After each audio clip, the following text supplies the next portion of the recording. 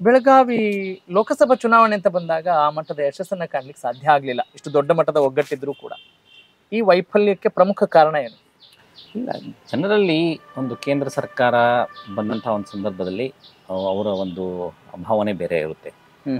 ರಾಜ್ಯ ಸರ್ಕಾರ ಚುನಾವಣೆ ಬಂದಂಥ ಒಂದು ಸಂದರ್ಭದಲ್ಲಿ ಬೇರೆ ಇದೆ ಇರಬಹುದು. ನಮ್ಮಲ್ಲಿ ಕಾಂಗ್ರೆಸ್ ಪಕ್ಷದ ವತಿಯಿಂದ ನಾವೆಲ್ಲ ಕ್ರಿಯಾಶೀಲರಾಗಿನ ಕೆಲಸವನ್ನು ಮಾಡಿದ್ದೀವಿ. ಆದರೆ ಇವತ್ತು ನಾವು ಸಹಿತ ಎಲ್ಲಿ ತಪ್ಪಿದ್ದೀವಿ ಅದನ್ನ ಸರಿ ಮಾಡುವಂತ ಒಂದು ಕೆಲಸವನ್ನು ಲೋಕಲ್ ಪಾಲಿಟಿಕ್ಸ್ ನಿಮಗೆ ಚೆನ್ನಾಗಿ ಗೊತ್ತಿರುತ್ತೆ.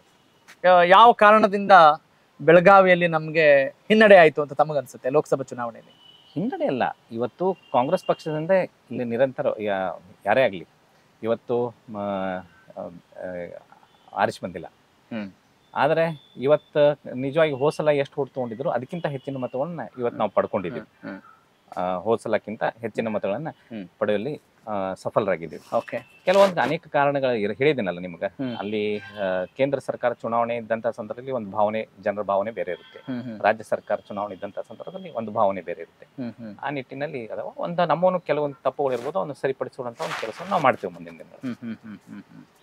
ಅಂದ್ರೆ ಒಗ್ಗಟ್ಟು ಇನ್ನಷ್ಟು ಬೇಕಾಗಿತ್ತು ಅಂತ ಬಣ ರಾಜಕೀಯ ಆಗ್ತಾ ಇದೆಯಾ? ಎಲ್ಲರೂ ಒಗ್ಗಟ್ಟಾಗಿ ಕೆಲಸ ಮಾಡಿದ್ವಿ. ಇವತ್ತು ಒಗ್ಗಟ್ಟು ಬಹಳ ತೇಲ್ಸಿ ಮಾತಾಡ್ತಾ ಇದ್ದಾರೆ. ಇಲ್ಲ ಆಕ್ಚುಲಿ ಇದ್ದದ್ದು ಎಲ್ಲರೂ ಕೂಡ್ಕೊಂಡ ಕೆಲಸವನ್ನು ಮಾಡಿದ್ದೀವಿ. ಎಲ್ಲರೂ ಕೂಡ್ಕೊಂಡು ಮಾಡಿದ್ದೀವಿ. ಮಾಡಿದಲ್ಲಿ ಕೆಲವು ಸಂದರ್ಭ ಆದ್ರೆ ಆಶ್ಚರ್ಯ ಆಗಿಲ್ವಾ? ಇಷ್ಟು ಒಳ್ಳೆ ಗ್ಯಾರಂಟಿ ಯೋಜನೆಗಳನ್ನ ಮುಂದಿಟ್ಕೊಂಡು ನೀವು ಲೋಕಸಭಾ ಚುನಾವಣೆಯನ್ನು ಕೂಡ ಎದುರಿಸಿದ್ರಿ ಅಲ್ವಾ?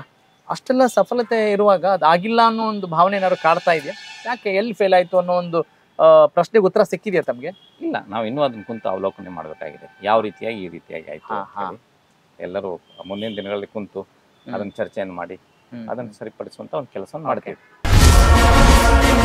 ಕನೆಕ್ಟ್ ಕರ್ನಾಟಕ, ಇದು ನಿಮ್ಮ ನೆಟ್ವರ್ಕ್.